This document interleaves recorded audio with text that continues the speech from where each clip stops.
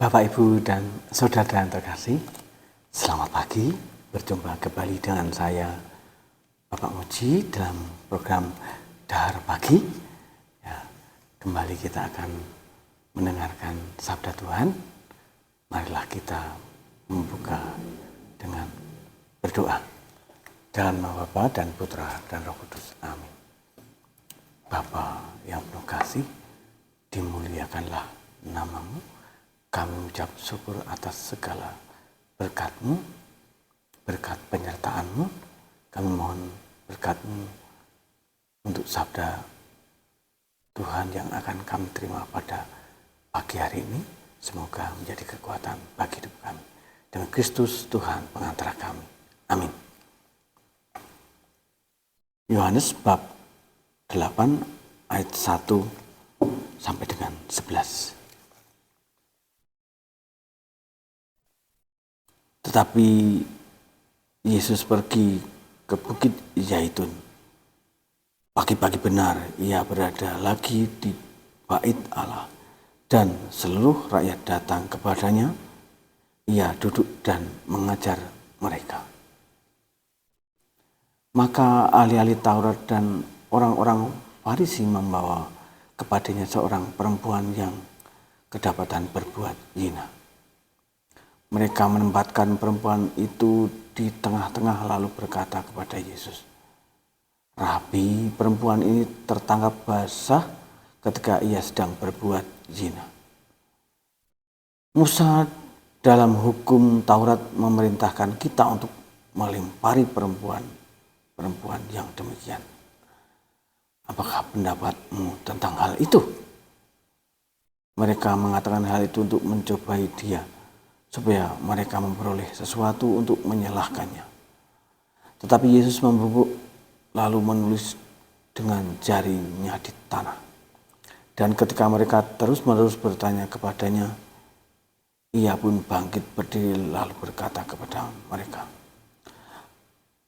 "Barang siapa di antara kamu tidak berdosa, hendaklah ia yang pertama melemparkan batu kepada perempuan itu." Lalu ia membungkuk pula dan menulis di tanah. Tetapi setelah mereka mendengar perkataan itu, pergilah mereka seorang demi seorang, mulai dari yang tertua. Akhirnya tinggallah Yesus seorang diri dan perempuan itu yang tetap di tempatnya.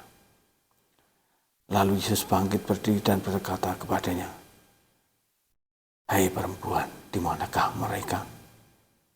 Tidak adakah seorang yang menghukum engkau?" Jawabnya, "Tidak ada, Tuhan." Lalu kata Yesus, "Aku pun tidak menghukum engkau. Pergilah dan jangan berbuat dosa lagi mulai dari sekarang." Demikianlah Injil Tuhan. Terpujilah Kristus. Bapak, Ibu, dan Saudara yang terkasih, sabda Tuhan pada pagi hari ini meneguhkan iman kita bahwa Yesus sangat mencintai umatnya. Dalam hidup kita sehari-hari, mungkin di antara kita pernah berbuat sesuatu yang jahat di mata Tuhan. Mungkin kita pernah berdebat dengan orang tua atau melawan orang tua dengan begitu keras. Bahkan mungkin sampai kiri kanan kita tahu. Atau kita mungkin pernah menjadi pelaku KDRT. Ribut dengan istri, ribut dengan suami. Sehingga tetangga-tetangga kita sampai mendengar. Atau kita pernah melakukan kekerasan dengan anak-anak kita. Dan atau juga kita pernah dipasrai masyarakat untuk mengurus sesuatu, tetapi ternyata kita gagal. Hal-hal tersebut tentunya membuat diri kita merasa malu, merasa mungkin dikucilkan masyarakat. wah, bapak itu kasar ya sama anaknya. Wah, bapak itu karo wong tuane wani. Dipasrai tugas, diberi tugas juga tidak beres. Kita dikucilkan oleh masyarakat. Kita merasa tidak berarti lagi. Tetapi Bapak Ibu dan saudara-saudara yang terkasih, ada Tuhan Yesus yang sesungguhnya mau mengelurkan tangannya untuk kita. Mau menerima kita. Serahkanlah sepenuhnya diri Anda kepada kasih pengampunan Tuhan, rahmat pengampunan Tuhan. Kita percaya Tuhan akan mencintai kita, mengampuni kita, dan akan menerima kita sebagai murid-muridnya walaupun kita orang yang berdosa. Dan setelah kita mengungkapkan pasrah diri kita kepada Tuhan, tentunya kita tidak berbuat dosa lagi.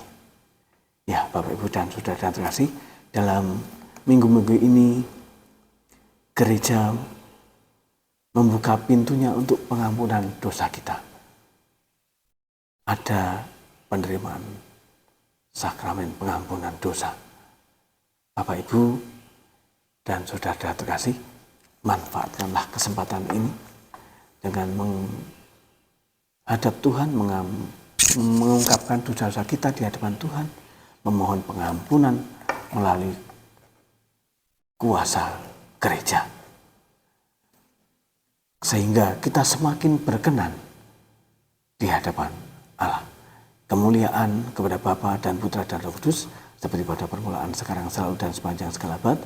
Terpujilah nama Yesus, Bunda Maria, dan Santo Yosef, sekarang dan selama-lamanya. Dalam nama Bapa dan Putra dan Roh Kudus. Amin. Bapak, Ibu, dan saudara yang terkasih, terima kasih kita telah bersama-sama mendengarkan firman Tuhan. Semoga hidup kita semakin diberkati. Selamat bekerja, selamat beraktivitas. Tuhan memberkati.